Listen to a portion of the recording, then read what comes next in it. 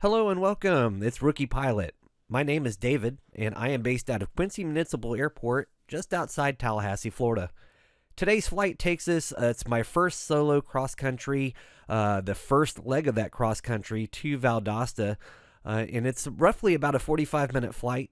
And at the time I planned this flight, first thing in the morning on the 30th, there were no clouds in the sky. Weather was looking really cooperative. So I was really excited to get up in the air. However, there's going to be some twists and turns, as there always is when you fly. So stay tuned in this flight, see what those twists and turns may be. And we're going to go ahead and taxi out and do our run-up and go ahead and get up in the air and head up to Valdosta. And I'll go ahead and apologize now. I thought my audio recorder had recorded my audio, but I accidentally put it on mic in instead of audio in, so I didn't get any audio for this flight.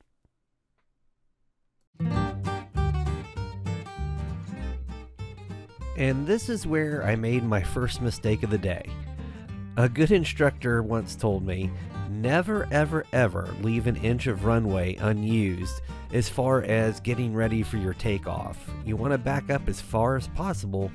That does two things. One, if anything were to happen, it gives you much more room on the runway. Use all available space if you need to put it back down.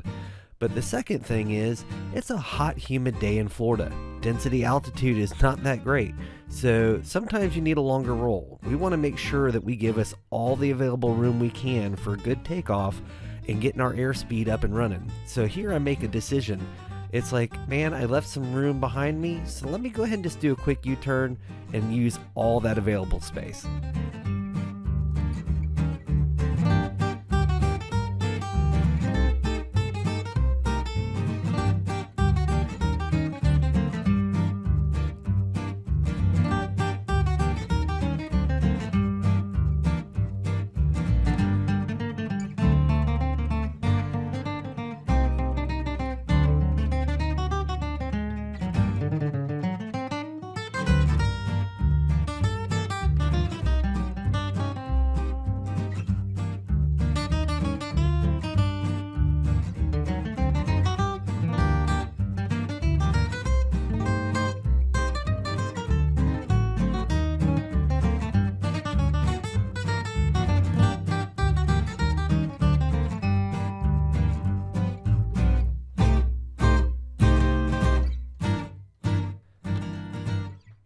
And this is where I make mistake number 2.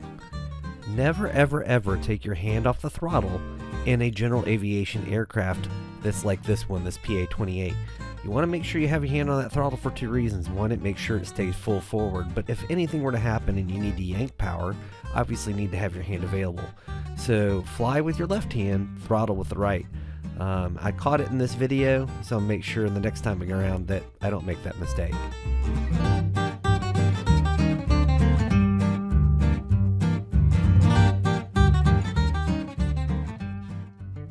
And passing through 600 feet here, so we're going to begin our turn to the right, direct to Valdosta, which is heading roughly of about 090 out of Quincy. And the other thing we're going to have to do is make contact with Tallahassee Approach. We fly through their airspace, so we have to contact them to get permission to fly through, and also request flight following. Since I'm a student pilot, I want to make sure they keep some eyes on me in case anything comes up. They need to give me a heads up on air traffic or any other type situation. And it's a good thing I had it, because you'll see why in just a little bit.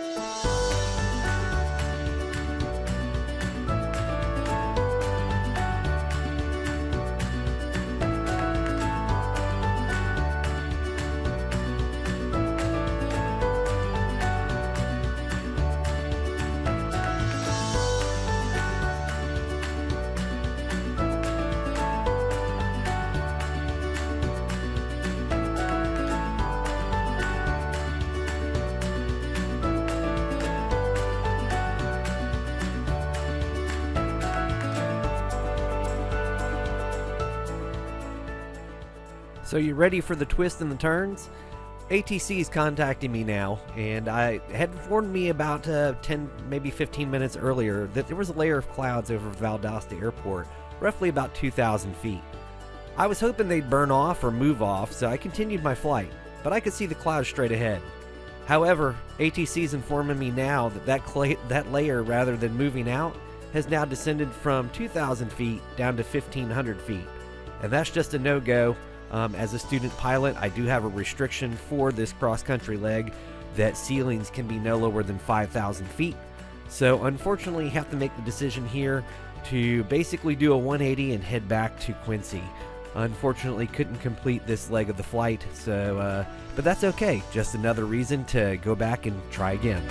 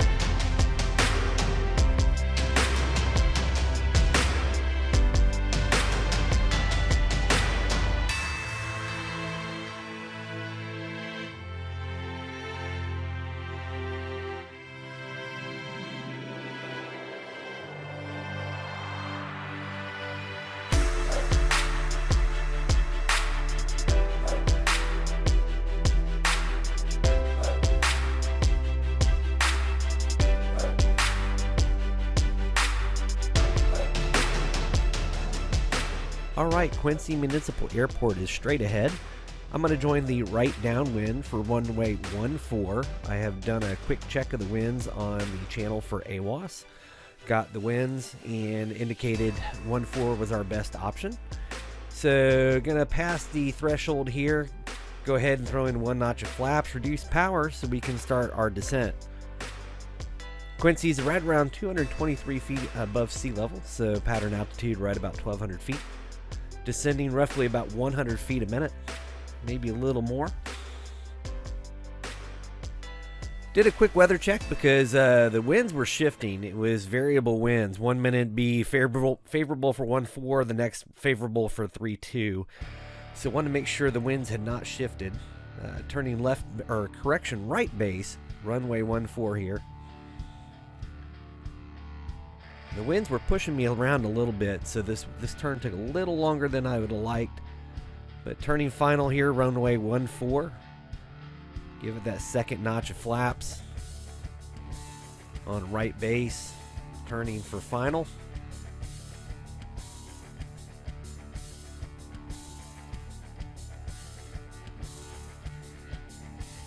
Reduce power for altitude.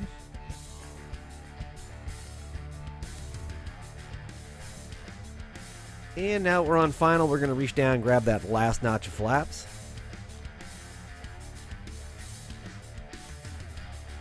Lucky for me, the wind has kind of died down at this point, so a nice smooth approach into landing.